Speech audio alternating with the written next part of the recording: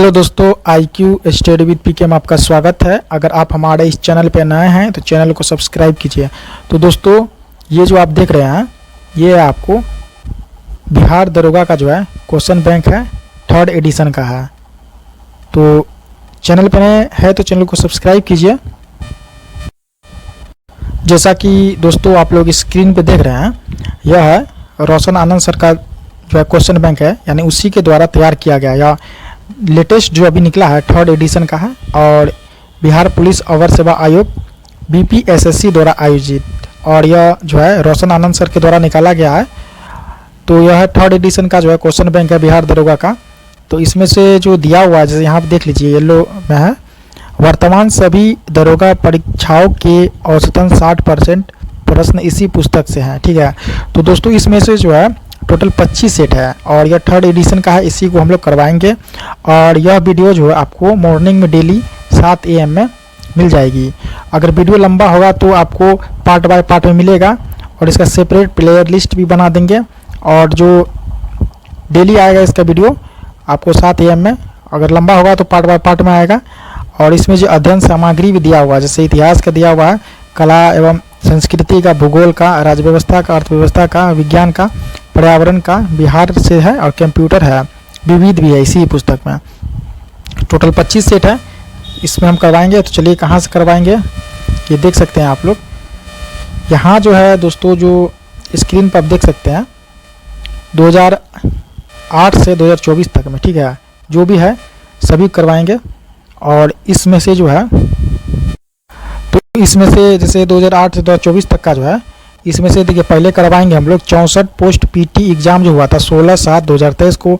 उसके बाद इसका मेंस का करवाएंगे 3/9/2023 को। ठीक है, इसके बाद 1275 पोस्ट PT हुआ था 17/12/2023 का। इसके बाद फर्स्ट और सेकेंड शिफ्ट दोनों करवाएंगे। उसके बाद 1275 जो है यहाँ पे जो मेंस का है 25/2/2024 का है। उसके बाद जो है 64 पोस्ट PT 28/1/2024,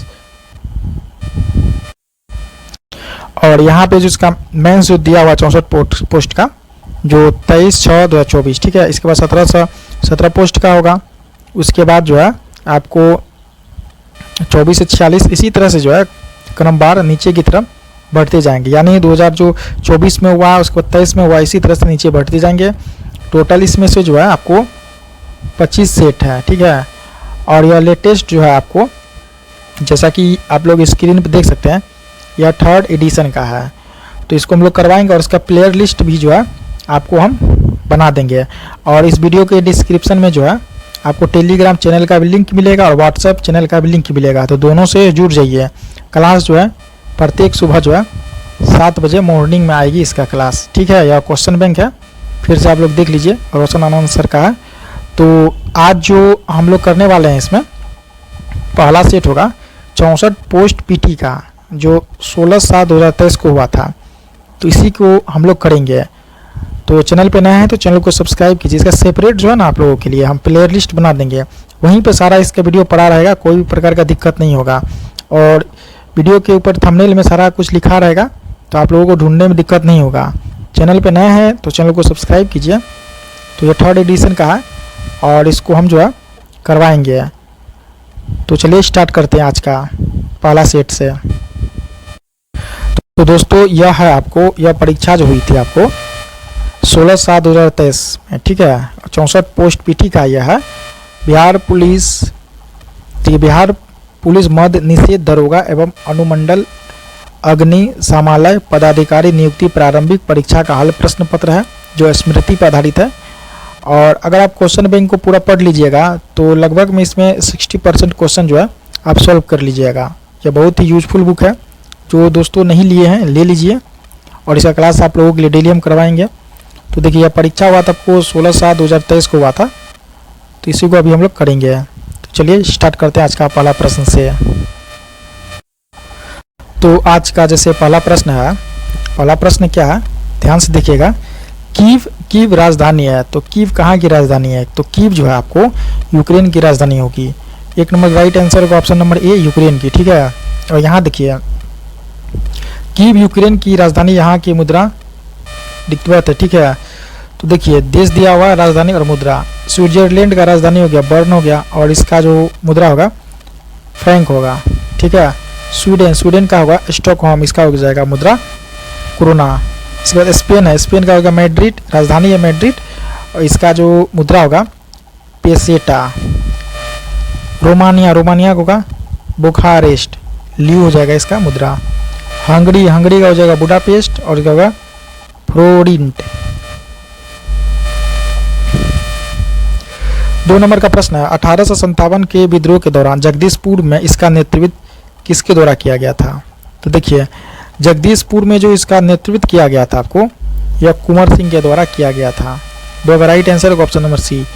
देखिए यहाँ दिया हुआ फ्रॉम दरोगा series 1 first edition book, page number जो 144 दिया हुआ है, और क्वेश्चन नंबर 10 में यह दिया हुआ है। इसका जो भी क्वेश्चन होगा उसका फुल सॉल्यूशन कराया जाएगा। देखिए 1857 के विद्रोह के दौरान जगदीशपुर में इसका नेतृत्व कुंवर सिंह के द्वारा किया गया था, जो आरा के पास जगदीशपुर के एक तबाह और असंतुष्ट जमींदार थे। 3 नंबर का प्रश्न है, स्पष्ट आकाश नीला दिखाई देता है क्यों दिखाई देता है? तो देखिए इसका जो राइट आंसर होगा ऑप्शन नंबर सी। देखिए बैंगनी और नीला प्रकाश अन्य सभी रंगों के प्रकाश की तुलना में वायुमंडल द्वारा अधिक प्रकीर्णित होती है। यहाँ देखिए बैंगनी और नीला प्रकाश अन्य सभी रंगों के प्रकाश की तुलना में वायुमंडल द्वारा अधिक प्रकीर्णित होती है। तो ये भी दिया हुआ है प्रो दरोगा series 1 first edition book, page number 120, और क्वेश्चन नंबर 10 में ये भी था। तो चलिए इसका देखते हैं, सॉल्यूशन देखते हैं। स्पष्ट आकाश नीला दिखाई देता है क्योंकि बैंगनी और नीला प्रकाश अन्य सभी रंगों के प्रकाश की तुलना में वायुमंडल द्वारा अधिक प्रकीर्णित होते हैं। वायुमंडल में वायु के अणु तथा अन्य सूक्ष्म कणों का साइज दृश्य प्रकाश की तरंगदैर्घ्य के प्रकाश की अपेक्षा नीले वर्ण की ओर के कम तरंगदैर्घ्य के प्रकाश को प्रकीर्णित करने में अधिक प्रभावी है।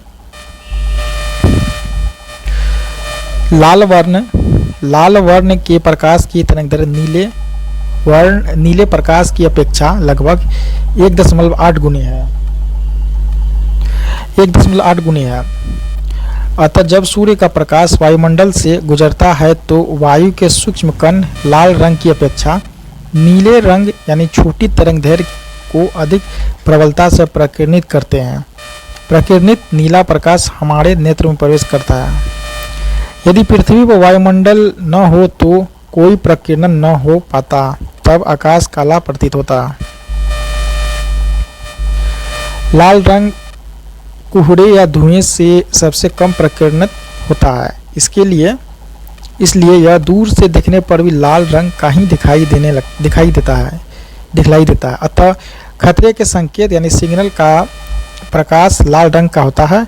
बैंगनी और नीला रंग के लिए प्रकाश का प्रकीर्णन सर्वाधिक होता है, ठीक है, तथा लाल रंग के प्रकाश का प्रकीर्णन न्यूनतम होता है। यह स्रोत दिया हुआ एनसीईआरटी कक्षा 10 अध्याय 11 पेज नंबर 217 से। इसके बाद 4 नंबर का प्रश्न है, हिमालयी भालू तथा विशाल पांडा किन जातियों का उदाहरण है? हिमालयी भालू तथा विशाल पांडा किन जातियों का उदाहरण है? तो देखिए यह आपको सुमेध जातीय का, इसका राइट आंसर होगा 4 नंबर का ऑप्शन नंबर डी। देखिए IUCN के आंकड़ों के अनुसार हिमालयी भालू तथा विशाल पांडा सुभेद जातियों का उदाहरण है। देखिए यह स्रोत है IUCN वेबसाइट, ठीक है। सुभेद क्या होता है? देखिए जिस प्रजाति की वनों में संकटग्रस्त हो जाने की संभावना हो और यदि प्रजाति की संख्या में 10 वर्ष में 50% से अधिक की कमी दर्ज की गई हो तो उसे हम लोग क्या कहते हैं? सुमेध प्रजाति के अंतर्गत आती है। प्रमुख भारतीय प्रजाति जो सुमेध की श्रेणी में है वे है आपको तेंदुआ है, 1 सींग वाला गेंडा है, चीता है, 4 सींग वाला मृग है, इसके बाद भारतीय वाइसन है, समुद्री गाय है, और इसके बाद स्लोथ भालू आदि है। संकटग्रस्त, ठीक है, ऐसी प्रजातियों का वनों से विलुप्त होने का खतरा बना होता है। इनमें वयस्क सदस्यों की संख्या केवल 250 या उससे कम शेष रहती है, जैसे संगाई हिरन, शेर जैसी पूंछ वाला बंदर, मैकॉक बंदर, नीलगिरी ताहर, हिम तेंदुआ, गंगा डॉल्फिन, लाल पांडा, पेंगोलिन आदि।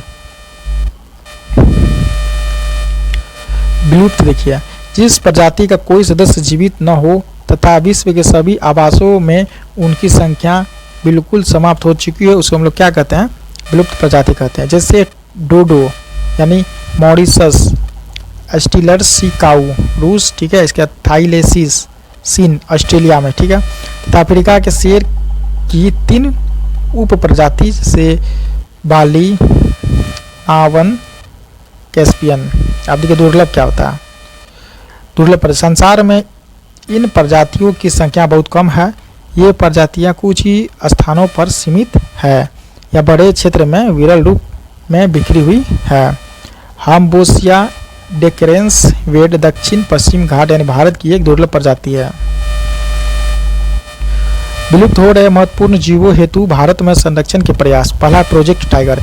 देखिए ये क्वेश्चन बार बार पूछा जाता है, प्रोजेक्ट टाइगर कब शुरू किया गया था? यह किया गया था 1973 में। भारत सरकार द्वारा बाघ यानी जो एक संकटग्रस्त प्रजाति है, बाघ के संरक्षण हेतु इसे शुरू किया गया था। तो प्रोजेक्ट टाइगर कब शुरू किया गया था? 1973। इसके बाद प्रोजेक्ट एलिफेंट, इसे 1992 में केंद्र सरकार द्वारा शुरू किया गया था, जिसका उद्देश्य हाथियों के आवास संरक्षण तथा द्वारा उसकी संख्या में वृद्धि। तीसरा हंगुल परियोजना। इस परियोजना को जम्मू कश्मीर सरकार, IUCN तथा WWF ने मिलकर 1970 में शुरू किया था। इसके बाद 4 नंबर है मगरमच्छ संरक्षण परियोजना। मगरमच्छ के संरक्षण हेतु 1974 ईस्वी में परियोजना बनाई गई तथा 1978 तक कुल 16 मगरमच्छ प्रजनन केंद्र स्थापित किए गए।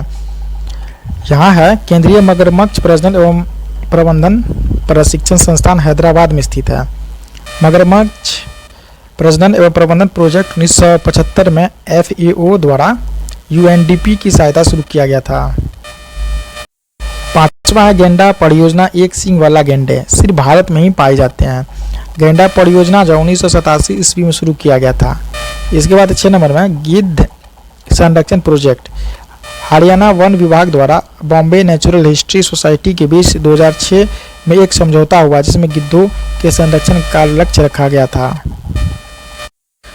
इसके बाद भारत में अधिकांश गिद्धों की मृत्यु पशुओं को दी जाने वाली डिक्लोफेनेक दवा से ही होती है। 7 नंबर में हिम तेंदुआ परियोजना। हिमालयी जानवरों में हिम तेंदुआ संरक्षण के लिए 2009 में प्रारंभ किया गया था। 5वां क्वेश्चन है भारत की सबसे बड़ी नमक पानी की झील कौन सी? देखिए दोस्तों इसमें टाइम इसलिए लगेगा क्योंकि इसमें पूरा हम डिस्कशन भी बताते हैं। क्वेश्चन के साथ जो आंसर दिया हुआ है इसमें जो सर के द्वारा जो जैसे तैयार किया गया उसी तरह से बता रहे हैं। जैसे क्वेश्चन है तो जैसे इसका आंसर होगा आपको चिल्का झील 5 नंबर का। इसका जो भी सोल्यूशन इसे दिया हुआ विस्तृत रूप से वे सभी करवा रहे हैं, इसीलिए सेट कंप्लीट होने में टाइम लगेगा और टाइम लगेगा तो इससे अच्छे से जो है तैयार हो जाएगा और आप लोग भी अच्छे से पढ़ लीजिएगा। फिर से 5 नंबर का प्रश्न देखिए, भारत की सबसे बड़ी नमक पानी की झील है कौन सी है? तो देखिए ये होगा आपको चिल्का झील। इसका राइट आंसर होगा ऑप्शन नंबर 6 चिल्का झील। अब देखिए चिल्का झील के बारे में क्या दिया हुआ है यहाँ पे। भारत की सबसे बड़ी, देखिए यहाँ सबसे बड़ी नमक पानी की झील चिल्का झील है। यह उत्तरी सरकार तट यानी उत्तरी सरकार तट का मतलब उड़ीसा में अवस्थित है। भारत की सबसे बड़ी लैगून एवं खारे पानी की झील भी चिल्का झील है। यह रामसर आर्द्र भूमि सूची के अंतर्गत शामिल है।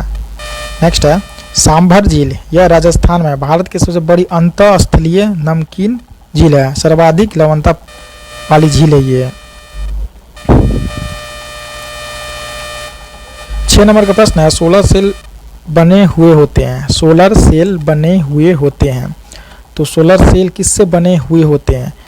तो देखिए सोलर सेल जो बने हुए होते हैं आपको अर्धचालक सोलर सेल किसके बने होते हैं? तो अर्धचालक के बने होते हैं। इसका राइट आंसर होगा ऑप्शन नंबर C।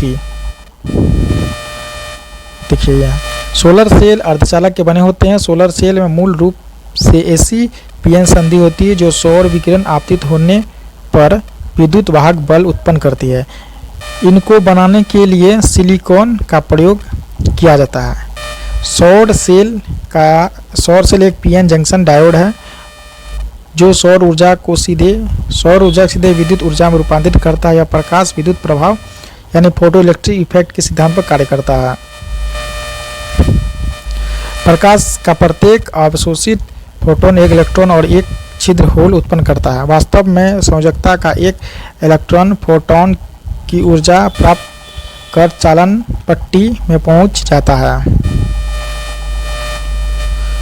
ऐसे पदार्थ जिनकी विद्युत चालकता चालक एवं चालक पदार्थ के बीच होती है अर्धचालक कहलाता है, जैसे सिलिकॉन और जर्मेनियम। स्रोत भारतीय भवन भौतिकी में यह दिया हुआ है भाग 2 में और कक्षा 12 का पेज नंबर 1 से 6 में। 7 नंबर का प्रश्न है, द्वितीय विश्व युद्ध में धुरी राष्ट्रों में निम्न में से कौन सा देश शामिल नहीं था या नहीं पूछा है धुरी राष्ट्र में। तो देखिए इसका राइट आंसर होगा 7 नंबर का ऑप्शन नंबर डी ब्रिटेन। देखिए द्वितीय विश्व युद्ध में ब्रिटेन धुरी राष्ट्र में शामिल नहीं था। सितंबर 1939 ईस्वी को जर्मनी ने पोलैंड पर आक्रमण किया। इसके साथ ही द्वितीय विश्व युद्ध की शुरुआत हुई। ग्रेट ब्रिटेन, फ्रांस और अमेरिका के सहयोग से यूरोपीय देशों का जो गुट बना था वह मित्र राष्ट्र के नाम से प्रसिद्ध हुआ। इसके देखिए धुरी राष्ट्र में शामिल देश था जैसे जर्मनी था, आपको जापान था, इटली इत्यादि थे। 8 नंबर का प्रश्न है, निम्नलिखित देशांतरों में से कौन सा भारतीय मानक समय के लिए संदर्भ के रूप में माना जाता है। यह माना जाए आपको 82 डिग्री 30 पूर्वी देशांतर। इसका राइट आंसर होगा ऑप्शन नंबर ए। इसका डिस्कशन दिया हुआ 82 डिग्री 30 पूर्वी देशांतर रेखा को भारतीय मानक समय के निर्धारण हेतु मानक यामोत्तर माना जाता है, जो कि उत्तर प्रदेश की मिर्जापुर यानी कुछ स्रोतों में इसे इलाहाबाद के नैनी को भी बताया गया है, इसी से होकर गुजरती है। भारत का मानक समय कुल 5 राज्य से गुजरती है, जैसे उत्तर प्रदेश हो गया, इसके बाद मध्य प्रदेश, छत्तीसगढ़, उड़ीसा, आंध्र प्रदेश। 9 नंबर प्रश्न है, वधवागम शब्द का कौन सा संधि विच्छेद सही है। तो इसका होगा आपको वधु जोर आगम। 9 का राइट आंसर होगा ऑप्शन नंबर बी, वधु जोर आगम।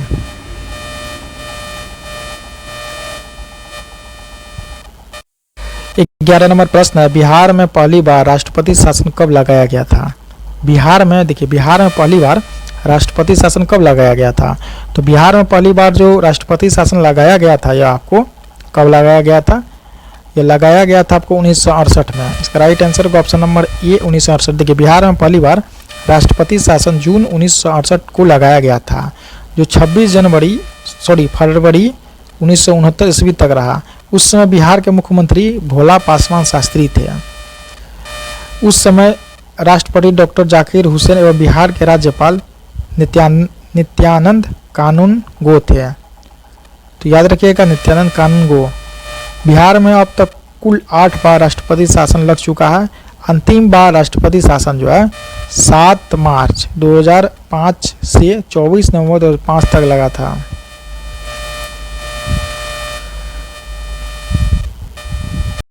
वीडियो है और 12 नंबर प्रश्न से स्टार्ट होगा। देखिए प्रधानमंत्री पीवीटीजी यानी पीवीटीजी विकास मिशन डैश के विकास से संबंधित है। यह किसके विकास से संबंधित है। यह संबंधित है आपको आदिवासी समूहों से। ठीक है 12 का राइट आंसर है ऑप्शन नंबर सी, आदिवासी समूह। प्रधानमंत्री पीवीटीजी विकास मिशन आदिवासी समूह के आर्थिक सामाजिक विकास से संबंधित है। इसका तो पीवीटीजी का फुल फॉर्म होता है पार्टिकुलर वुलनरेबल ट्राइबल ग्रुप।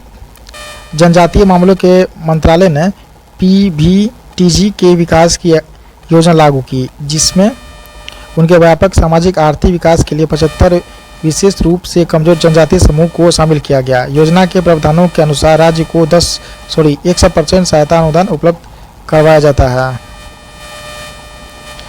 1973 में ढेबर आयोग ने आदिम जनजातीय समूह यानी पीटीजी को एक अलग श्रेणी के रूप में बनाया, जो जनजातीय समूह में कम विकसित है। वर्ष 2006 ईस्वी में भारत सरकार ने पीटीजी का नाम बदलकर पीवीटीजी कर दिया।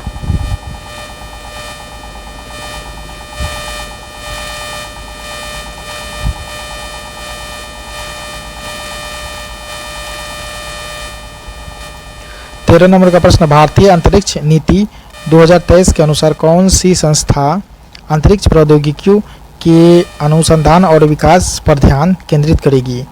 यह करेगी आपको इसरो। 13 नंबर का राइट आंसर का option number D, ISRO.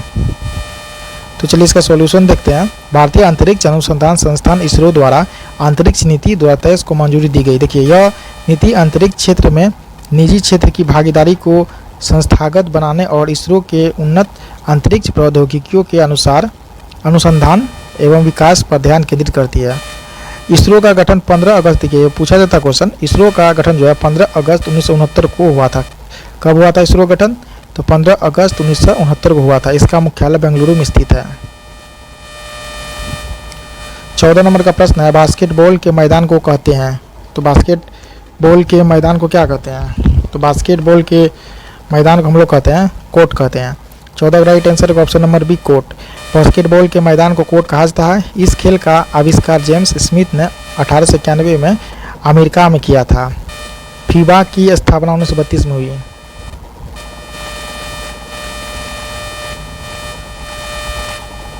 15 number question है, राज्यसभा के कितने सदस्य मनोनीत किए जाते हैं? राज्यसभा के कितने सदस्य मनोनीत किए जाते हैं? या किए जाते हैं आपको 12 सदस्य। 15 का राइट आंसर का ऑप्शन नंबर ए, 12। देखिए, फ्रॉम दरोगा सीरीज 1 फर्स्ट एडिशन बुक जो पेज नंबर 46 और क्वेश्चन नंबर 78 में पूछा गया था। राज्यसभा के 12 सदस्यों को राष्ट्रपति द्वारा मनोनीत किया जाता है। यह अनुच्छेद 80 के 3 के अनुसार। ये ऐसे व्यक्ति होते हैं जिन्हें कला, साहित्य, विज्ञान, समाज सेवा के संबंध में विशेष ज्ञान या व्यवहारिक अनुभव हो। 16 नंबर प्रश्न है, विजयनगर साम्राज्य में अमरम शब्द का क्या अर्थ था? अमरम शब्द का अर्थ जो इसका अर्थ होगा आपको, अमरम का अर्थ होगा आपको सैनिकों को अनुदान। 16 का राइट आंसर का ऑप्शन नंबर बी। यह भूमि का सबसे बड़ा भूखंड था जो नायकों को प्रदान किया जाता था, किंतु भूमि पर नायकों का स्वामित्व नहीं होता था, बल्कि इससे होने वाली आय पर उनका विशेष अधिकार होता था। 17 नंबर प्रश्न, राष्ट्रपति डैश की सलाह से लोकसभा को भंग कर सकता है? राष्ट्रपति किसकी सलाह से? यह करेगा आपको प्रधानमंत्री के सलाह से। तो 17 का राइट आंसर का ऑप्शन नंबर ए, प्रधानमंत्री की सलाह से। राष्ट्रपति प्रधानमंत्री की सलाह से लोकसभा को भंग कर सकता है। राष्ट्रपति प्रधानमंत्री या मंत्रिपरिषद की सलाह पर लोकसभा को निश्चित अवधि से पहले भी भंग कर सकता है। यह अनुच्छेद आपको 85 में है। 18 नंबर प्रश्न है, प्रायद्वीपीय पठार की सर्वोच्च चोटी कौन सी है? तो इसका राइट आंसर होगा ऑप्शन नंबर ए।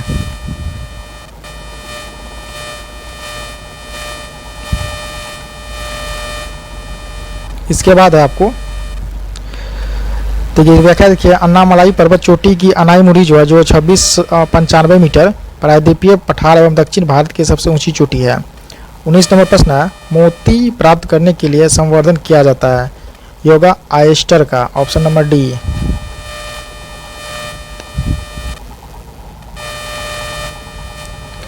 बीस नंबर प्रश्न है, मनुष्य नेत्र में पुतली के आकार का नियंत्रण होता है, कहाँ पे होता है? तो पुतली के आकार का नियंत्रण होगा आपको कहाँ पे? परितारिका के द्वारा। 20 का राइट आंसर होगा ऑप्शन नंबर ए, परितारिका।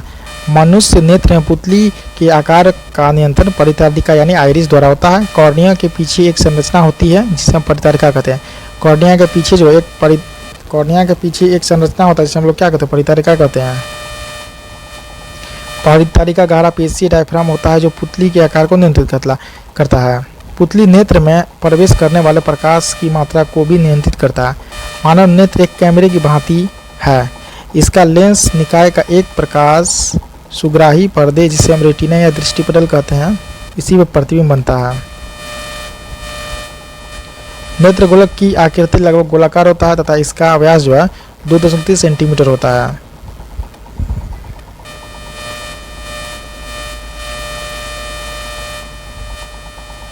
इक्कीस नंबर प्रश्न है, निम्न में केंद्रीय प्रवृत्ति का कौन सा मान सभी अवलोकनों पर आधारित नहीं है? तो इसका राइट आंसर होगा ऑप्शन नंबर सी, गुणोत्तर माध्य। 22 नंबर प्रश्न है, अधिक अपवर्तनांक वाला माध्य है कौन है? देखिए दूसरे माध्यम की अपेक्षा प्रकाशित संग्रहण। इसका राइट आंसर होगा ऑप्शन नंबर ए। 28 नंबर प्रश्न है, सतलुज तथा काली नदी के मध्य हिमालय जाना जाता है। सतलुज और काली नदी के बीच का क्षेत्र कौन सा हिमालय जाना जाता है? यह होगा आपको कुमायूं हिमालय। 23 का राइट आंसर का option number B Kumaon Himalaya. Sutlej तथा काली नदी के मध्य हिमालय को कुमायूं हिमालय के नाम से जाना जाता है।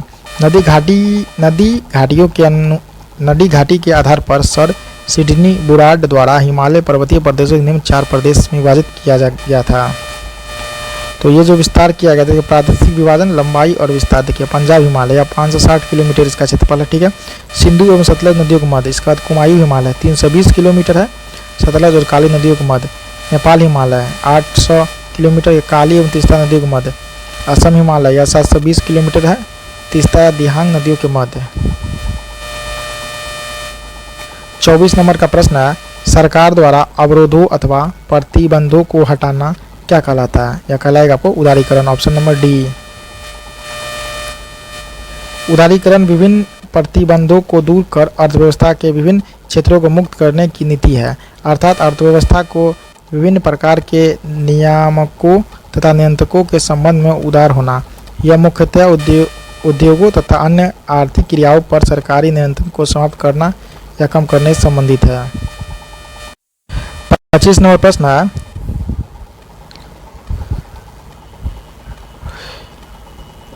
ईस्वी 1809 में फारसी में गिफ्ट टू मोनोथिस्ट किसने लिखी? ये लिखी है आपको राम मोहन राय। इसका राइट आंसर का ऑप्शन नंबर सी। 26 नंबर प्रश्न है, पटना उच्च न्यायालय के वर्तमान में मुख्य न्यायाधीश कौन है? यह आपको के Vinod Chandran, option number B. देखिए यह लिया था 29 मार्च 2023 को शपथ लिया था।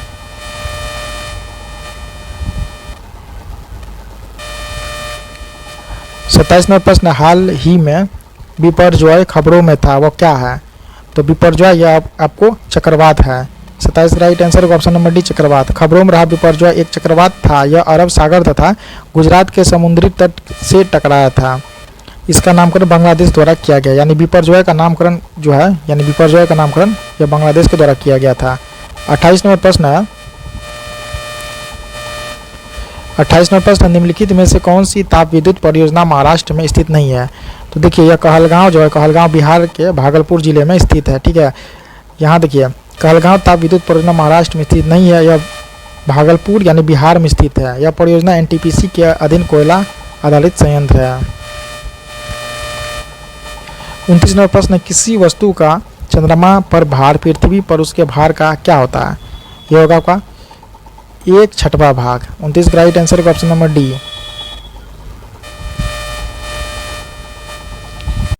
30 नंबर प्रश्न है, पानी का क्वथनांक सेल्सियस में होता है, कितना होता है? पानी का क्वथनांक सेल्सियस में होता है आपको 100 डिग्री सेल्सियस। 30 का राइट आंसर का ऑप्शन नंबर ए। पानी क्वथनांक 100 डिग्री सेल्सियस होता है। वायुमंडल ये दाब पर वह तापमान जिस पर द्रव उबलने लगता है उसे हम क्वथनांक कहते हैं। क्वथनांक समशिष्ट गुण है, द्रव के सभी गुणों को इतनी ऊर्जा मिल जाती है कि वे वाष्प में बदल जाते हैं। जल के लिए तापमान जो है 273 केल्विन है, यानी 100 डिग्री सेल्सियस बराबर 273 + 100 तो हो जाएगा 373 की है। 31 नंबर प्रश्न है, रिवर्स रेपो रेट में वृद्धि क्या कहलाएगा? यह कहलाएगा आपको तरलता घटाती है। 31 का राइट आंसर का ऑप्शन नंबर बी तरलता घटाती है। देखिए रिवर्स रेपो रेट में वृद्धि से कि देखिए रिवर्स रेपो रेट में वृद्धि से तरलता क्या होगी? घटेगी। रिवर्स रेपो दर वह दर है जो भारतीय रिजर्व बैंक अपने ग्राहकों को उनसे लिए गए अल्पकालीन ऋणों पर प्रदान करता है। रिवर्स रेपो दर का प्रयोग आरबीआई द्वारा वाणिज्य बैंकों से अल्पकालिक ऋण लेकर अर्थव्यवस्था से तरलता को निकालने या कम करने के लिए किया जाता है। 32 नंबर प्रश्न, गागर में सागर भरना मुहावरे का क्या अर्थ है? इसका अर्थ है आपको थोड़े शब्द में अधिक कहना। 32 का राइट आंसर का ऑप्शन नंबर ए। कुछ मुहावरा यहाँ दिया हुआ, हथेली पर सरसों उगाना यानी असंभव कार्य करना। छाती दूनी होना यानी उत्साहित होना। अक्ल के घोड़े दौड़ाना, सिर्फ कल्पना करना।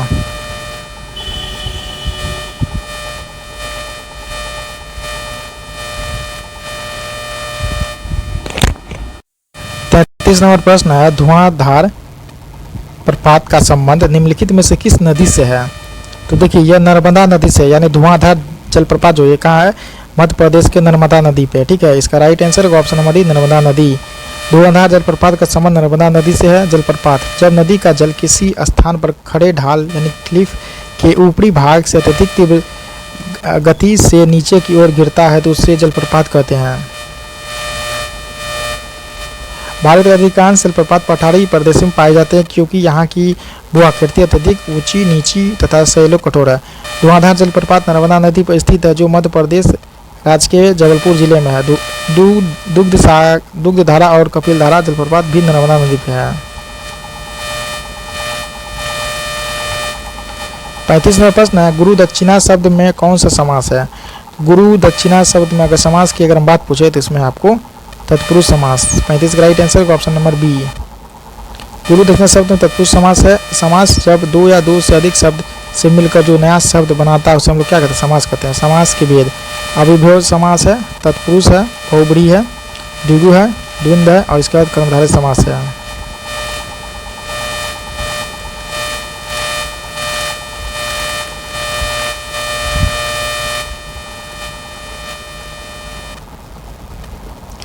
छत्तीस नंबर का प्रश्न है, सिनेमेटोग्राफ यानी संशोधन विधेयक 2023 का मुख्य उद्देश्य है क्या है? इसका है आपको उद्देश्य पायरेटेड फिल्म कंटेंट को रोकना व आयु अनुसार रेटिंग सुनिश्चित करना। 36 का राइट आंसर का ऑप्शन नंबर सी।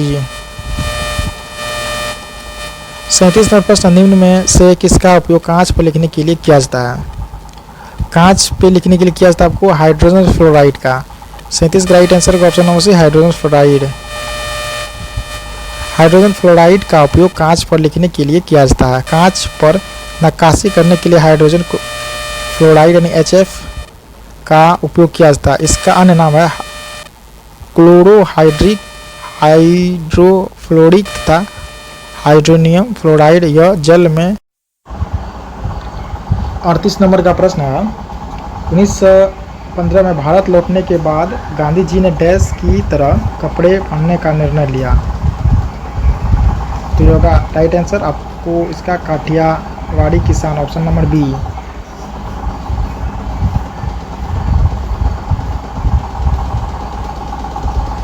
1915 में भारत लौटने के बाद गांधी जी ने काठियावाड़ी किसान की तरह कपड़े पहनने का निर्णय लिया। ठीक है, 1921 में जाकर उन्होंने वह छोटी धोती धारण की जिसे वे आजीवन पहनते रहे। ये NCERT कक्षा 9 और पेज नंबर 174 से लिया गया है। 39 नंबर का प्रश्न है, मध्यकाल में सामंत को उसका लॉर्ड जो जमीन देता था वो डैश कहलाती थी? यह कहलाती थी आपको फीफ ऑप्शन नंबर बी। 40 नंबर प्रश्न है, निम्न में से कौन सा मिश्रण नहीं है? देखिए आश्रित जल जो है ये आपको मिश्रण नहीं है। 40 का राइट आंसर का ऑप्शन नंबर ए। आश्रित जल एक यौगिक है। यौगिक वह पदार्थ होता है जो दो या दो से अधिक तत्वों के नियत अनुपात में रासायनिक तौर पर संयोजन से बनता है, जैसे जल, आसु जल है, मीथेन, चीनी, नमक आदि।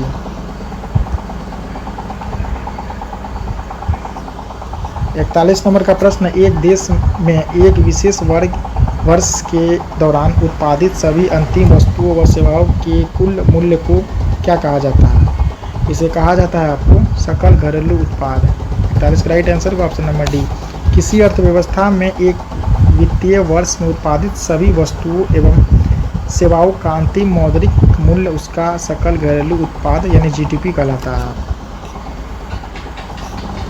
42 नंबर प्रश्न है, प्रथम विश्व युद्ध का तत्कालीन कारण क्या था? प्रथम विश्व युद्ध का तत्कालीन कारण क्या था? यह था आपको ऑस्ट्रियन राजकुमार फर्डिनेंड की हत्या। 42 का राइट आंसर का ऑप्शन नंबर डी। देखिए प्रथम विश्व युद्ध का तत्कालीन कारक था आपको कारण था 28 जून 1914 को ऑस्ट्रियन राजकुमार जो है फर्डिनेंड की हत्या कर दी गई थी।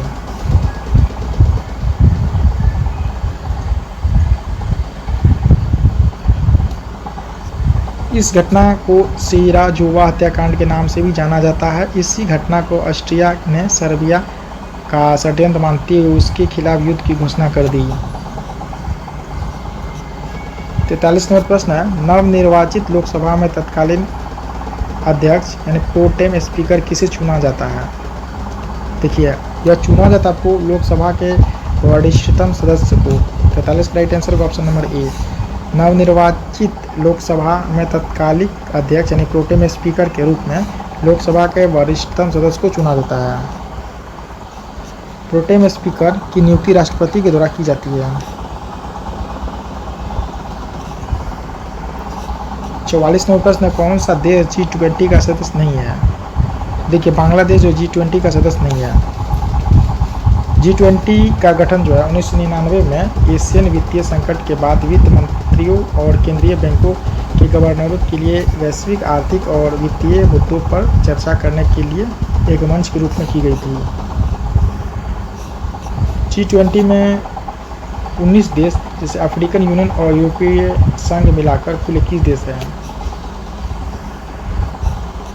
45 नंबर प्रश्न है, निम्न में से कौन से पादप युग्म में उभयलिंगी पुष्प होते हैं? उभयलिंगी पुष्प यह है आपको गुड़हल तथा सरसों में। 45 राइट आंसर का ऑप्शन नंबर ए है। इसके बाद है आपको देखिए, जब पुष्प में पुंकेसर तथा स्त्री केसर दोनों उपस्थित होते हैं तो उन्हें हम लोग क्या कहते हैं? उभयलिंगी पुष्प कहते हैं। जैसे गुड़हल एवं सरसों, जब पुष्प में पुंकेसर अथवा स्त्री केसर में कोई एक जननांग उपस्थित होता है तो पुष्प एक लिंगी कहलाते हैं, जैसे पपीता और तरबूज। पुष्प में पौधों में प्रजनन का कार्य करते हैं तथा फल एवं बीज उत्पन्न करता है। पुष्प एक डंठल द्वारा तने से संबंधित होता है। इस डंठल को वृत्त या पेडिसेल कहते हैं। वृत्त के सिरे पर स्थित चपटे भाग को पुष्पासन या थैलामस कहते हैं।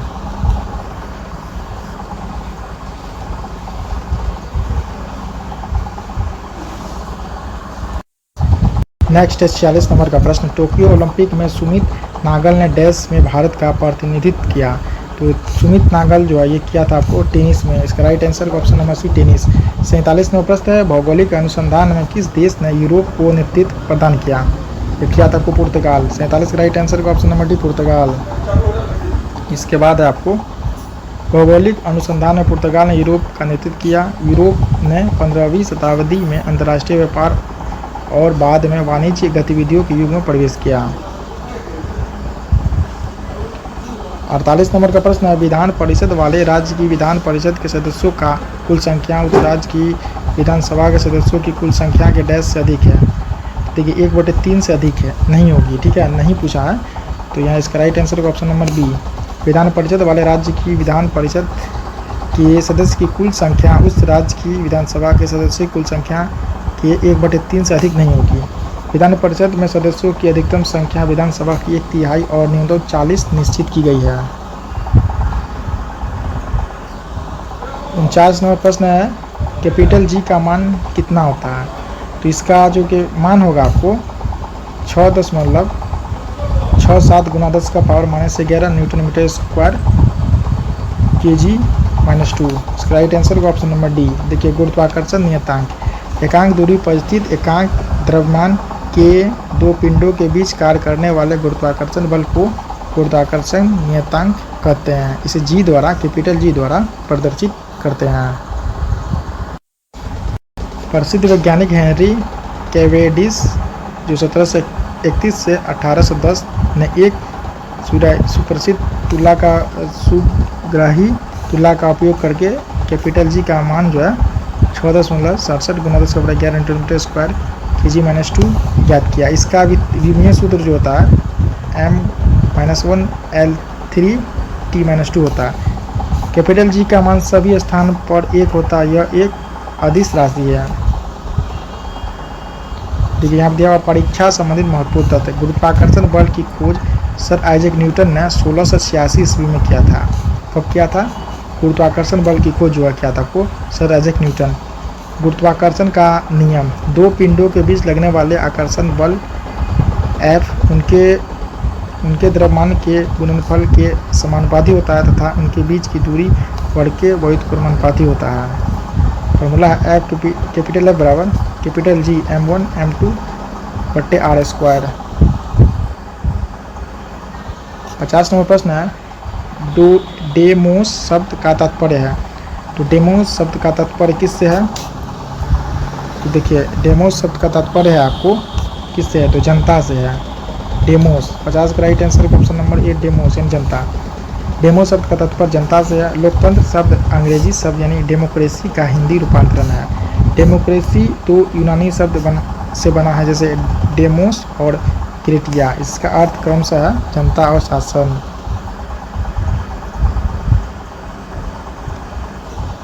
इक्यावनवा प्रश्न, अप्रैल 2023 में प्रमुख फसल बीमा योजना प्रधानमंत्री फसल बीमा योजना यानी PMFBY ने कितने वर्ष पूर्ण कर लिए हैं? यह कर लिए हैं आपको 7 वर्ष। इक्यावन राइट आंसर का ऑप्शन नंबर सी 7 वर्ष। देखिए, प्रधानमंत्री नरेंद्र मोदी द्वारा 13 जनवरी 2016 को शुरू की गई प्रधानमंत्री फसल बीमा योजना किसानों के लिए उनकी उपज के लिए एक बीमा सेवा। यह योजना अप्रैल 2023 में 7 वर्ष पूर्ण कर लिया है। 52 नंबर का प्रश्न है, बक्सा टाइगर रिजर्व डैश राज्य में स्थित है? बक्सा टाइगर रिजर्व डैश राज्य में स्थित है? बक्सा टाइगर रिजर्व जो है आपको पश्चिम बंगाल राज्य में स्थित है। 52 का राइट आंसर का ऑप्शन नंबर डी पश्चिम बंगाल। 53 नंबर प्रश्न, संविधान का अनुच्छेद 25 संबंधित है? संविधान का अनुच्छेद आपको 25 जो है संबंधित किससे है? धर्म की स्वतंत्रता से, यानी धर्म की स्वतंत्रता से जो है अनुच्छेद 25 जो है संबंधित है। 53 का राइट आंसर का ऑप्शन नंबर बी। संविधान का अनुच्छेद 25 धर्म की स्वतंत्रता से संबंधित है। संविधान के भाग 3 में अनुच्छेद 12 से 35 तक मूल अधिकारों का वितरण है। मूल अधिकार अमेरिकी संविधान से लिया गया। संविधान के भाग 3 को भारत का मैग्ना कार्टा की संज्ञा दी गई है। 54 नंबर का प्रश्न है, नामी मरुस्थल स्थित है? नामी मरुस्थल आपको स्थित है दक्षिण अफ्रीका में। 54 का राइट आंसर का ऑप्शन नंबर ए दक्षिण अफ्रीका। 55 नंबर प्रश्न, पुस्तक हिंद स्वराज निम्नलिखित में से किसके द्वारा लिखी गई है? यह जो हिंद स्वराज लिखी गई है आपको महात्मा गांधी के द्वारा। 55 का राइट आंसर का ऑप्शन नंबर ए महात्मा गांधी। यह लिखा गया 1909 ईस्वी में। 56 नंबर का प्रश्न, वर्तमान में केंद्रीय सतर्कता आयुक्त कौन है? वर्तमान में केंद्रीय सतर्कता आयुक्त कौन है? यह है आपको PK श्रीवास्तव। 56 का राइट आंसर का ऑप्शन नंबर ए। 57 नंबर का प्रश्न, संसद के दोनों सदनों की संयुक्त बैठक के लिए गणपूर्ति चाहिए? कितनी चाहिए? तो गणपूर्ति चाहिए आपको। इसका राइट आंसर का ऑप्शन नंबर सी, दोनों सदनों की कुल सदस्यों की संख्या का 1/10 भाग। इसके बाद है आपको संसद के दोनों सदनों की संयुक्त बैठक के लिए गणपूर्ति दोनों सदस्य कुल सदस्य संख्या का 1/10 चाहिए। कोरम या गणपूर्ति सदस्यों की न्यूनतम संख्या है जिनकी उपस्थिति से सदन का कार्य संपादित होता है। यह प्रत्येक सदन में पीठासीन अधिकारी समेत कुल सदस्यों का 10वां हिस्सा होता है। इसके बाद है आप लोग देखिए 58 नंबर प्रश्न है जो आप स्क्रीन पर देख रहे हैं। भारत में प्रति वर्ष आर्थिक सर्वेक्षण कौन प्रकाशित करता है? यह करेगा आपको वित्त मंत्रालय, भारत सरकार। 58 का राइट आंसर का ऑप्शन नंबर ए। इसका सॉल्यूशन देखिए, भारत में प्रतिवर्ष आर्थिक सर्वेक्षण वित्त मंत्रालय यानी भारत सरकार द्वारा प्रकाशित करता है। ठीक है। इसके बाद इसमें अर्थव्यवस्था के मुख्य घटकों जैसे महंगाई दर, बुनियादी ढांचे, कृषि और विदेशी मुद्रा भंडार जैसे प्रमुख क्षेत्रों में रुझानों का विस्तृत विवरण दिया गया है। इसके साथ ही आर्थिक सर्वेक्षण में देश के सामने मौजूद आर्थिक चुनौतियों के बारे में बताया जाता है।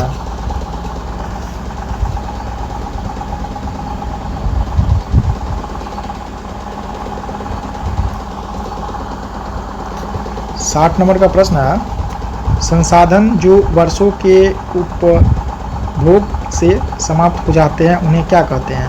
उन्हें हम लोग कहेंगे अनवीकरणीय। Option number B. संसाधन जो वर्षों के उपभोग से समाप्त हो जाते हैं उन्हें हम लोग अनवीकरणीय कहते हैं। जिन संसाधनों को एक बार उपयोग करने के बाद पुनः उपयोग या उन्हें बदला नहीं जा सकता है उसे हम लोग क्या कहते हैं? अनवीकरणीय संसाधन कहते हैं।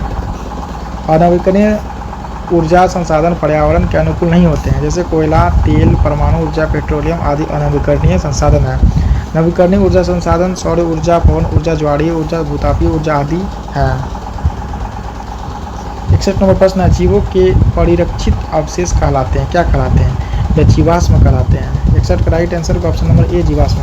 जीवों के परिरक्षित अवशेष जीवाश्म कहलाते हैं। जीवाश्म सामान्यतः जीवों की मृत्यु के बाद उसके शरीर का अपघटन हो जाता है तथा वह समाप्त हो जाता है, परंतु कभी कभी जीव अथवा उसके कुछ भाग ऐसे वातावरण में चले जाते हैं जिसके कारण इनका अपघटन पूरी तरह से नहीं हो पाता है।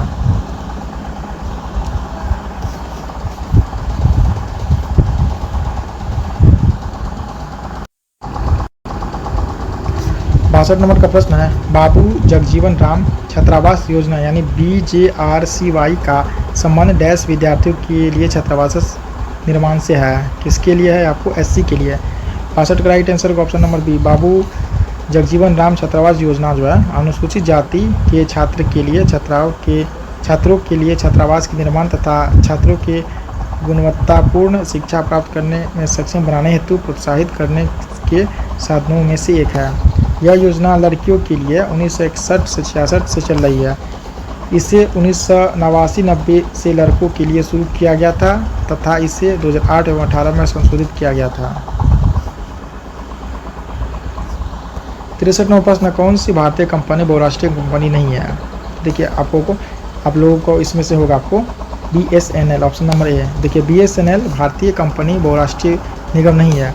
टाटा मोटर्स, रैनबैक्सी एवं एशियन पेंट्स ये सभी भारतीय कंपनियां बहुराष्ट्रीय निगम है। देखिए बहुराष्ट्रीय निगम क्या होता है? बहुराष्ट्रीय निगम वे कंपनियां हैं जो अपने देश के साथ अन्य देशों में भी कार्य करती है और अपनी शाखाओं, सहायक कंपनियों आदि के नेटवर्क के माध्यम से अपना व्यवसाय संचालित करता है। 64 नंबर प्रश्न, भारत की स्वदेशी लाइट कॉम्बैट एयरक्राफ्ट तेजस ने अपनी हथियार क्षमता के 5वीं जनरेशन की dash air to air combat missile को जोड़ा है। ये होगा आपको पाइथन 5 ऑप्शन नंबर बी। भारत की स्वदेशी लाइट कॉम्बैट एयरक्राफ्ट तेजस ने अपनी हथियार क्षमता के 5वीं जनरेशन की Python 5 air to air combat missile को जोड़ा है। 65 नंबर प्रश्न, बिहार के कौन से राज्यपाल भारत के राष्ट्रपति बने हैं? तो देखिए यह बने आपको Ramnath Kovind option number D. Ramnath Kovind Bharat के राष्ट्रपति बनने से पहले बिहार के राज्यपाल यानी अगस्त 2015 से जून 2017 तक रहे हैं।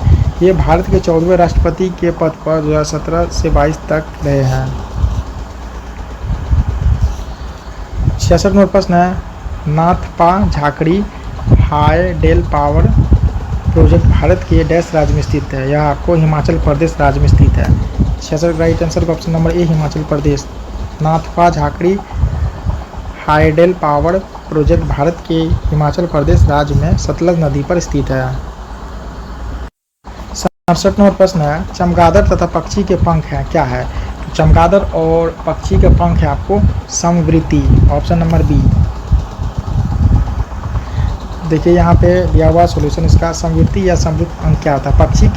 पक्षी तथा चमगादड़ के पंख को बारीकी से देखने पर पता लगता है कि चमगादड़ के पंख मुख्यतः उसकी तिरगित अंगुली के मध्य में त्वचा के फैलाव से बनता है, परंतु पक्षी के पंख उसकी अग्रबाहु की त्वचा के फैलने से बना है जो परों से ढकी है। अतः दो पंखों के अभिकल्प उनकी संरचना एवं संगठन बहुत अंतर है। वे एक जैसी दिखाई देते हैं क्योंकि वे उड़ने के लिए इसका उपयोग करते हैं, परंतु सभी की उत्पत्ति पूर्णतः समान नहीं है। इस कारण उन्हें हम समरूप यानी अभिलक्षण बनाता है, न कि समजात अभिलक्षण। समजात अंग भिन्न भिन्न वातावरण में रहने वाले जंतुओं की ऐसे अंग जो संरचना उत्पत्ति के दृष्टिकोण से एक दूसरे से भिन्न है परंतु एक ही प्रकार का कार्य करते हैं, समझाता अंग कहलाते। जैसे हमारा हाथ और कुत्ते का अगला पैर, हमारे दांत और हाथी के दांत, आलू का कंद और घास का घोंसताड़ी। अवशेषी अंग के मानव, पौधे और जानवरों के शरीर में अंगों या हिस्सों के रूप में परिभाषित किया जाता है जिनका कोई स्पष्ट कार्य नहीं होता है और उन्हें उनके संबंधित पूर्वजों का अवशिष्ट अंग माना जाता है, जैसे अपेंडिक्स, दाढ़, बाहरी कान, टॉन्सिल, साइनस आदि। 68 नंबर प्रश्न, इंडियन नेशनल कांग्रेस का प्रथम अध्यक्ष कौन था? तो देखिए इसका जो इंडियन नेशनल कांग्रेस का प्रथम अध्यक्ष, देखिए प्रथम अध्यक्ष था आपको Umesh Chandra Banerjee, option number C. Indian National Congress के प्रथम अध्यक्ष उमेश चंद्र बनर्जी थे। भारतीय राष्ट्रीय कांग्रेस की स्थापना एक अवकाश प्राप्त अंग्रेज ICS अधिकारी एलन ऑक्टेवियन ह्यूम यानी एओ ह्यूम द्वारा 1885 की गई थी। इसकी प्रथम बैठक 28 दिसंबर 1885 को मुंबई के ग्वालिया टैंक स्थित गोकुल दास तेजपाल संस्कृत कॉलेज में हुआ। इस अधिवेशन के प्रथम अध्यक्ष भूमेश चंद्र बनर्जी तथा सचिव A.O. ह्यूम थे। 69 नंबर प्रश्न है E20 क्या है? देखिए E20 आपको है E20 अल्कोहल मिश्रित पेट्रोल है। 69 का राइट आंसर का option number D. E20 petrol के साथ 20% इथेनॉल का मिश्रण। प्रधानमंत्री नरेंद्र मोदी ने 6 फरवरी 2023 को बेंगलुरु यानी कर्नाटक में भारत ऊर्जा सप्ताह यानी IEW के द्वारा E20 फ्यूल को लॉन्च किया।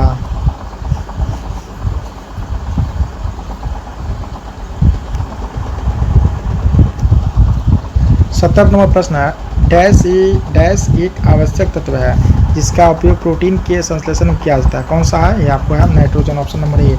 नाइट्रोजन एक आवश्यक तत्व जिसका उपयोग प्रोटीन के संश्लेषण में किया जाता है।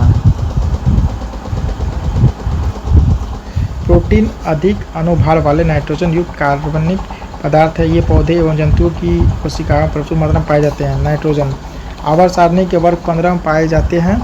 इस तत्वों का इलेक्ट्रॉनिक विन्यास जो है NH2NP3 है। यह अर्थ क्रस्ट में अल्प मात्रा में मुख्यतः sodium nitrate, Chile saltpetre, potassium nitrate के रूप में पाया जाता है।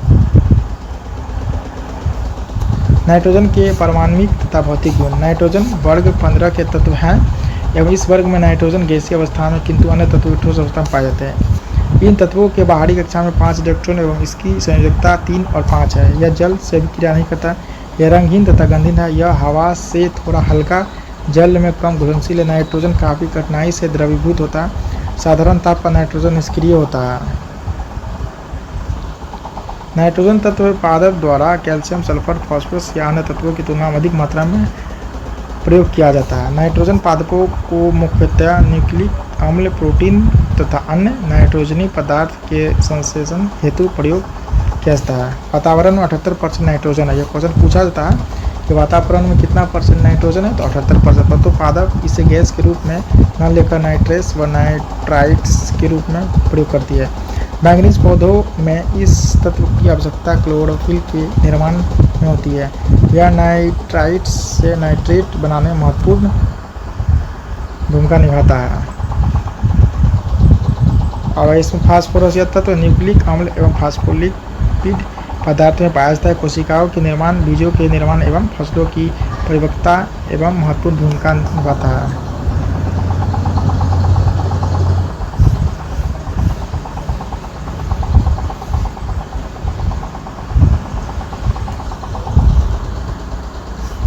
लोहा के बारे में दिया हुआ। यह तत्व पौधे के श्वसन क्रिया में महत्वपूर्ण भूमिका निभाता है। यह क्रेब्स चक्र में सहायता होता है। पौधे में लोहे की कमी से क्लोरोसिस रोग होता है। कौन सा रोग होता है? क्लोरोसिस रोग। बोरॉन यह मुख्यतः शर्करा के ट्रांसलोकेशन में सहायक होता है। इसकी कमी से पौधे के शूट टिप्स नष्ट हो जाता है। मॉलिब्डेनम यह नाइट्रोजन के मेटाबॉलिज्म में मुख्य भूमिका निभाता है। इसकी कमी से फूलगोभी एवं पत्ता गोभी में विहिपटेल रोग होता है। अंतर्राष्ट्रीय शांति दिवस मनाया जाता है। तो अंतर्राष्ट्रीय शांति दिवस कब मनाया जाता है? यह मनाया जाएगा आपको 21 सितंबर को प्रतिवर्ष। 71 राइट आंसर का ऑप्शन नंबर ए। देखिए यहाँ दिया फ्रॉम दरोगा series 1 first edition book, page number जो है 141 और क्वेश्चन नंबर 5 में यह पूछा गया था। ठीक है, अंतर्राष्ट्रीय शांति दिवस जो प्रत्येक वर्ष 21 सितंबर को मनाया जाता है। विश्व गठिया दिवस जो है 12 अक्टूबर को। इसके बाद विश्व शौचालय दिवस मनाया जाता है 19 नवंबर को। और भारतीय नौसेना दिवस मनाया जाता है 4 दिसंबर को। 72 नंबर का प्रश्न है बड़े स्क्रीन पर जेम्स बॉन्ड की भूमिका निभाने वाले प्रथम अभिनेता कौन थे? तो यह प्रथम अभिनेता थे आपको कौन थे? ये थे शॉन कॉनरी, ऑप्शन नंबर ए। देखिए बड़े स्क्रीन पर जेम्स बॉन्ड की भूमिका निभाने वाले प्रथम अभिनेता शॉन कॉनरी थे। शॉन कॉनरी ने डॉक्टर नो 1962 में बड़े पर्दे पर पहले जेम्स बॉन्ड की भूमिका निभाई थी। 73 नंबर का प्रश्न है भारतीय संविधान का कौन सा अनुच्छेद सर्वोच्च न्यायालय के बारे में है? तो देखिए अनुच्छेद जो है आपको 124 जो है सर्वोच्च न्यायालय के बारे में है। 73 का राइट आंसर का ऑप्शन नंबर बी 124। 74 नंबर का प्रश्न, IPL 2023 की विजेता टीम कौन सी है? यह आपको 23 का पूछा है। देखिए 23 का पूछा आपको चेन्नई सुपर किंग्स। 74 का राइट आंसर का option number B Chennai Super Kings. IPL 2023 की विजेता चेन्नई सुपर किंग्स CSK है। चेन्नई सुपर किंग्स IPL 2023 में गुजरात टाइटन को 5 विकेट से हराया था। 75वां प्रश्न है, गांधी जी ने सत्याग्रह आंदोलन प्रारंभ किया कब? तो गांधी जी ने यह प्रारंभ किया था आपको, देखिए यहाँ इसका होगा, Gandhi ji started the satyagraha movement. Note, वाक्य जो है subject plus verb plus object के पैटर्न पर आधारित है। यह भी ध्यान रखें कि आंदोलन प्रारंभ करने के लिए स्टार्ट का प्रयोग ही करते हैं और आंदोलन के लिए उपयुक्त शब्द मूवमेंट है। 76 नंबर का प्रश्न, भारत के राष्ट्रीय प्रतिदर्श सर्वेक्षण संगठन का क्या उत्तरदायित्व है? इसका है आपको विभिन्न क्षेत्रों में अखिल भारतीय स्तर पर बड़े पैमानों के सर्वेक्षण करना। Option number B. 77 नंबर का प्रश्न, भारत सरकार का प्रथम लॉ ऑफिसर है कौन है? भारत सरकार का प्रथम लॉ ऑफिसर है आपको कौन है? Attorney general. 77 का राइट आंसर होगा option number C attorney general. भारत सरकार का प्रथम लॉ ऑफिसर अटॉर्नी जनरल यानी महान्यायवादी होता है। तो देखिए संविधान के अनुच्छेद 76 के अनुसार महान्यायवादी के पद का प्रावधान किया गया है। महान्यायवादी का कोई निश्चित कार्यकाल नहीं होता है। यह राष्ट्रपति के प्रसाद प्रयत्न पद धारण करता है। 78वां प्रश्न है, NVS 01 एक डैश है क्या है? यह आपको उपग्रह है। 78 का right answer option number D उपग्रह। NVS प्रथम एक उपग्रह है। यह उपग्रह इसरो ने नेविगेशन सैटेलाइट NVS श्रृंखला के पेलोड की दूसरी पीढ़ी के उपग्रहों में से पाला है। NVS 01 उपग्रह को GSLV F-12 व्हीकल का उपयोग करके 29 मई 2023 को सफलतापूर्वक लॉन्च किया। 79 नंबर प्रश्न है, बोसकियाना गुलजार एक हिंदी पुस्तक किसके द्वारा संकलित की गई है? यह जो किया गया आपको बोसकियाना गुलजार हिंदी पुस्तक यशवंत व्यास के द्वारा संकलित की गई है।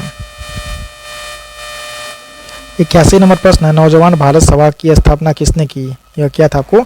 भगत सिंह ने। 81 का right answer option number A Bhagat Singh. Naujawan Bharat सभा की स्थापना भगत सिंह ने वर्ष 1926 में पंजाब में किया।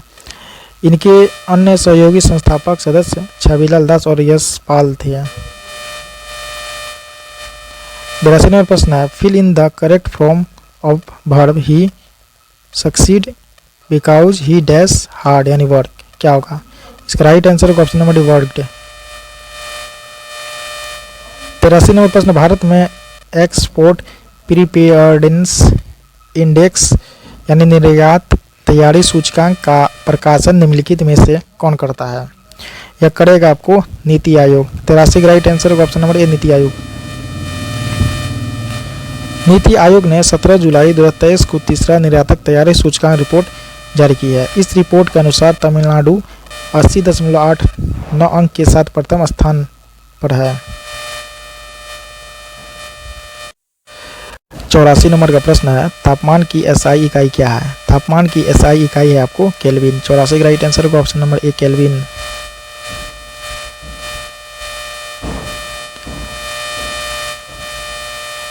इसके बाद है देखिए सॉल्यूशन, इसका देख लीजिए आप लोग ध्यान से।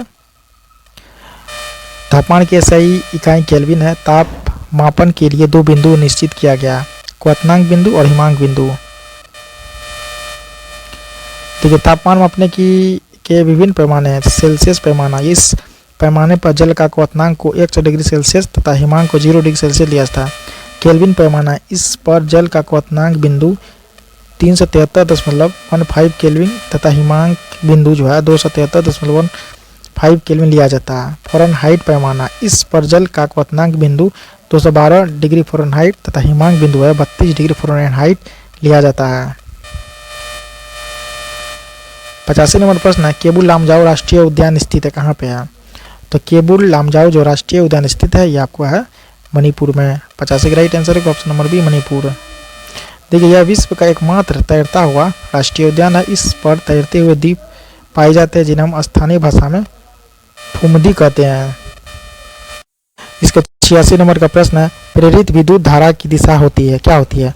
तो प्रेरित विद्युत धारा की दिशा होती है, प्रेरित विद्युत धारा की दिशा दी जाती है, तो यह दी जाती है फ्लेमिंग का दक्षिण हस्त नियम द्वारा। 86 का राइट आंसर होगा ऑप्शन नंबर ए। इसके बाद देखिए, प्रेरित विद्युत धारा की दिशा फ्लेमिंग के दाएं हस्त नियम द्वारा प्रतिपादित की जाती है। फ्लेमिंग के बाएं हाथ के नियम देखिए, यदि दाहिना हाथ के अंगूठा यानी थम्स, तर्जनी और मध्यमा परस्पर समकोणिक इस प्रकार रखे गए हो कि तर्जनी चुंबकीय क्षेत्र की दिशा को संकेत करती है और अंगूठा चालक की गति की दिशा में हो, तो मध्यमा प्रेरित धारा की दिशा को संकेत करेगी। विद्युत जनित्र इसी नियम पर आधारित है, जैसा कि आप लोग ये फिगर में देख रहे हैं। 87 नंबर प्रश्न, भारत में मनरेगा कब लागू किया गया? भारत में मनरेगा कब लागू किया गया? तो भारत में मनरेगा जो है आपको लागू किया गया 2006 ईस्वी में, ऑप्शन नंबर सी। भारत में मनरेगा 2 फरवरी 2006 को लागू किया गया था। इसकी शुरुआत आंध्र प्रदेश के अनंतपुर जिले के बंदापल्ली गांव से हुई। इस पूर्व में इसका नाम नरेगा था, जिसे 2 अक्टूबर 2009 से बदलकर मनरेगा कर दिया गया। 88 नंबर प्रश्न है, choose the correct option, everyone call him Pickerman. यहाँ दिया हुआ change into passive voice.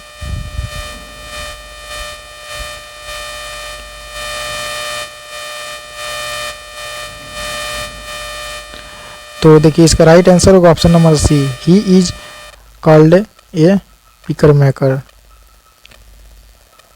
Pace maker. 89 number प्रश्न, आँख और उसके रोगों से संबंधित चिकित्सा शास्त्र की शाखा को क्या कहा जाता है? तो इसे कहा जाता है आपको ऑफ्थेल्मोलॉजी, ऑप्शन नंबर डी। आँख और उसके रोगों से संबंधित चिकित्सा शास्त्र की शाखा को ऑफ्थेल्मोलॉजी कहा जाता है।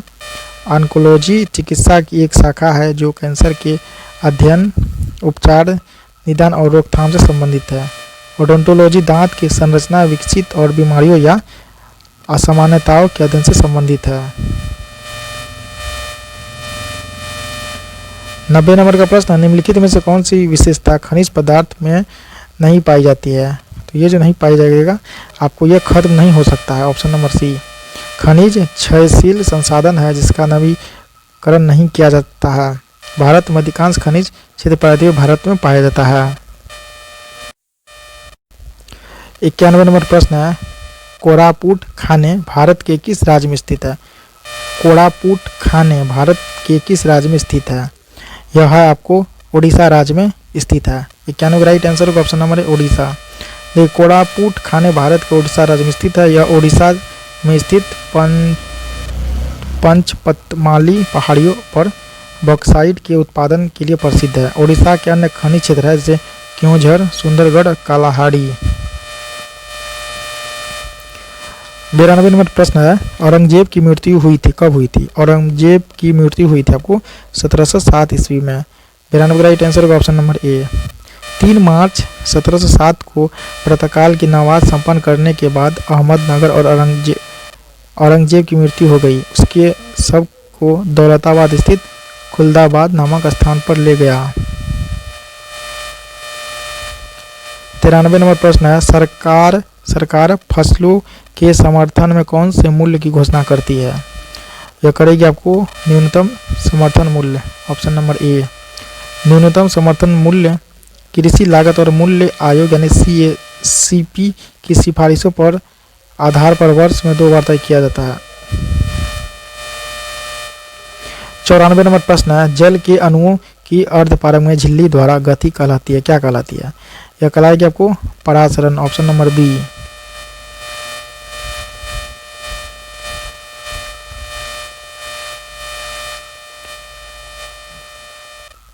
95 नंबर प्रश्न है, अति सुदोष ने को मार्ग है जहाँ ने सयानप पांक नहीं। पंक्ति में रेखांकित शब्द का अर्थ क्या होता है? तो इसका अर्थ होगा आपको तनिक भी चतुराई, ऑप्शन नंबर बी। 96 नंबर प्रश्न, choose the correct option dash they left early they would have reached by now. इसका राइट आंसर होगा ऑप्शन नंबर बी हेड होगा। 97 नंबर का प्रश्न है, कोइलवर पुल डैश नदी पर स्थित है। देख कोइलवर पुल जो है डैश नदी पर स्थित है, तो कोइलवर पुल किस नदी पे स्थित है? यह स्थित है आपको सोन नदी पे। 97 का राइट आंसर होगा ऑप्शन नंबर डी सोन नदी। कोइलवर पुल सोन नदी पे स्थित है। इस पुल का आधिकारिक नाम अब्दुल बारी पुल है, जिसकी स्थापना 1856 ईस्वी में तथा परिचालन 1862 ईस्वी से शुरू हुआ था। यह पटना तथा भोजपुर के बीच सड़क रेल मार्ग है, जिसकी लंबाई 1440 मीटर है। 98 नंबर का प्रश्न है, IPL 2023 में रॉयल चैलेंजर्स बेंगलोर का कप्तान कौन था? तो इसका कप्तान था आपको फाफ डू प्लेसिस। 98 का राइट आंसर का option number C Faf du Plessis. IPL 2023 में रॉयल चैलेंजर्स बेंगलोर का कप्तान फाफ डू प्लेसिस था। 12 मार्च 2022 को पूर्व RCB कप्तान विराट कोहली ने घोषणा की कि वह फाफ डू प्लेसिस को कमान सौंपेंगे, जो RCB के नए कप्तान होंगे। फाफ डू प्लेसिस दक्षिण अफ्रीका के क्रिकेटर खिलाड़ी है। इंडियन प्रीमियर लीग 2023 में IPL का 16वां संस्करण था। इसकी विजेता टीम चेन्नई सुपर किंग्स 5वीं बार बना तथा उपविजेता गुजरात टाइटंस था।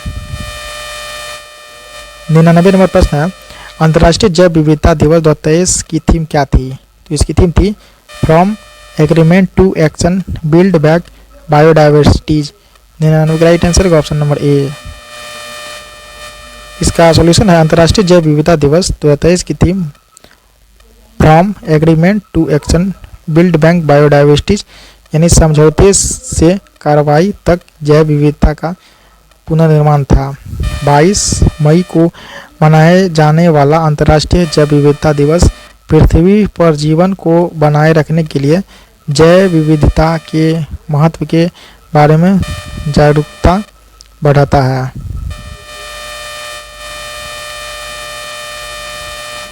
देखिए 100 नंबर का प्रश्न है और इस सेट का जो है लास्ट प्रश्न है, गौतम बुद्ध ने धर्म चक्र प्रवर्तन कहाँ से आरंभ किया? तो देखिए यह क्या था, आपको धर्म चक्र प्रवर्तन जो आरंभ किया था ये सारनाथ से। एक से राइट आंसर का ऑप्शन नंबर सारनाथ। गौतम बुद्ध ने धर्मचक्र प्रवर्तन सारनाथ से आरंभ किया था। महात्मा बुद्ध उरुवेला यानी वर्तमान में बोध गया से सारनाथ आया। उरुवेला से सारनाथ आए। यहाँ पर 5 ब्राह्मण सन्यासियों को अपना प्रथम उपदेश दिया, जिसे बौद्ध ग्रंथों में धर्म चक्र प्रवर्तन के नाम से जाना जाता है। तो दोस्तों ये पहला सेट था, यह कंप्लीट हो गया है और 100 प्रश्न इसमें करवा दिए हैं। इसमें पार्ट 1, 2 और 3 यानी 3 पार्ट में वीडियो आया। वीडियो इसलिए आया लंबा क्योंकि सॉल्यूशन इसका ज़्यादा है, इसीलिए वीडियो को 3 पार्ट में लाएँ और इस तीनों पार्ट को मर्ज करके हम जो है एक मास्टर वीडियो जो है हम बना देंगे और इस प्लेयर लिस्ट में डाल देंगे। चैनल पे चैनल को सब्सक्राइब कीजिए और वीडियो को ज़्यादा से ज़्यादा देखिए और ज़्यादा से ज़्यादा शेयर कीजिए, क्योंकि यह बुक बहुत ही यूज़फुल है।